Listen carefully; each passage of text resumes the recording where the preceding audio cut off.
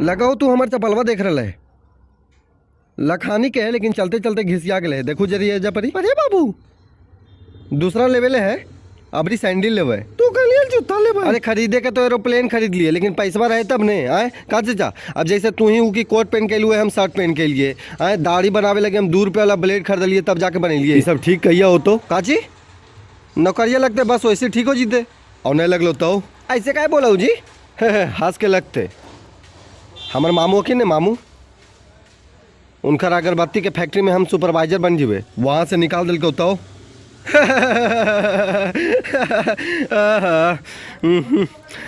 तोरा से दहेजवा काल लेवे हम। अरे साला तू दहेजुआ आदमी है रे। एगो बात सुन हमर, निकल जो निकल जो यहाँ पर से एकदम अभी के अभी निकल यहाँ से। आइया नहीं साला, दहेज लेने वाला से सख्त नफरत हमरा। अरे बाबू तू ऐसे काहे बोल नहीं रे? तोर पापा कैसे बोल रहा हमरा सुन ली ने?